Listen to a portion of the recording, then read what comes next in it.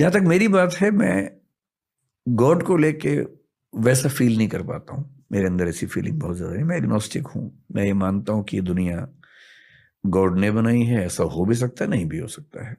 ये भी हो सकता है कि अपने आप बनी हो, एवोल्यूशन के प्रोसेस। मुझे ये ज़रूर लगता है कि ज़्यादा चांसेस हैं कि कोई ना कोई फोर्स है इस सब के पीछे, पर वो फोर्स वैसी एकदम नहीं है जैसा धर्मों के लोग मानते हैं। वैसा होने का स्कोप ही नहीं है, क्योंकि सारे धर्म जब पैदा हुए, जनरली आप देखेंगे 6th सेंचुरी बीसी में लगभग अधिकांश धर्म पैदा हुए। चाहे हम बुद्धिज्म की बात करें, जैनिज्म है पुराना, लेकिन महावीर उस समय पैदा हुए।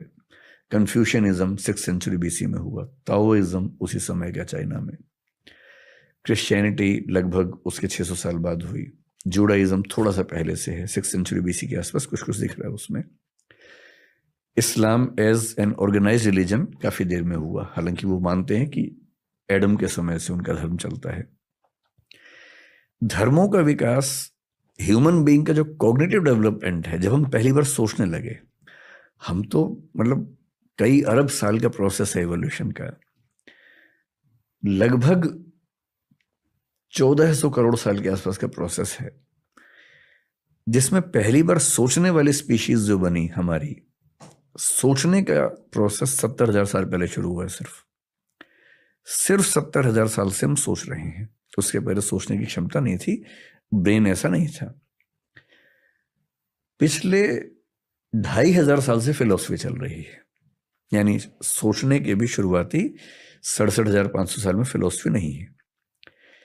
जब पेट भरने लगा, नियोलिथिक रिवॉल्यूशन हुआ, खेती होने लगी, सेटलमेंट्स होने लगी, तो कई लोगों को पहली बार भरपूर सोचने का मौका मिला। तब उन्होंने सोचा कि ये सब कैसे बना होगा। इमेजिन किया कि ईश्वर ने बनाया होगा। लंबे समय के बाद इमेजिन किया। इंटरेस्टिंग है कि भारतीय परंपरा में विष्णु के 10 अवतारों में पहला मत्स्य अवतार है, मछली का, पानी के अंदर। एवोल्यूशनिज्म कह रहे कि पानी से ही शुरुआत हुई। पश्चिम में 6th सेंचुरी बीसी में पहला फिलोसफर पैदा हुआ है, थेल्स नाम का। थेलीज बोलते हैं उसको कुछ लोग। वो क्या बोल रहा है कि दुनिया पानी से बनी है। ह्यूलिज्म बोलते हैं कि दुनिया पानी से बनी है।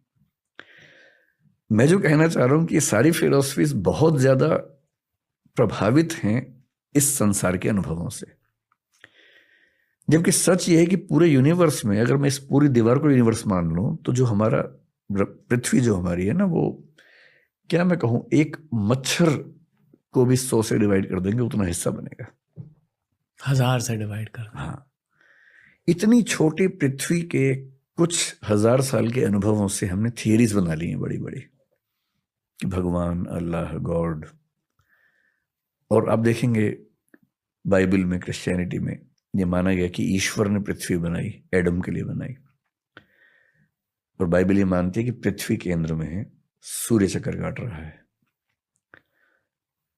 अब साबित हो गया, कोपरनिकस ने साबित कर दिया कि नहीं, सूर्य केंद्र में है, पृथ्वी चक्कर काट रही है।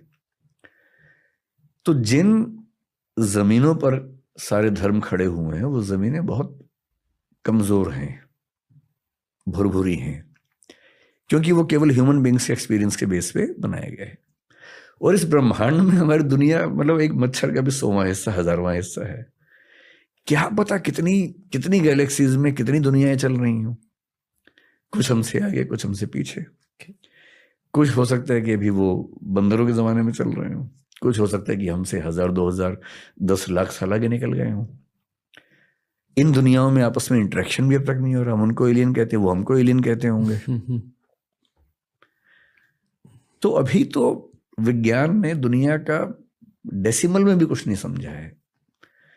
अभी से हम ये इंटरप्रेट कर दें कि एक भगवान है जिसने ऐसा ऐसा किया, पॉसिबिलिटी है। एग्नोस्टिक होने का मतलब है कि I accept there stands a possibility of God existing.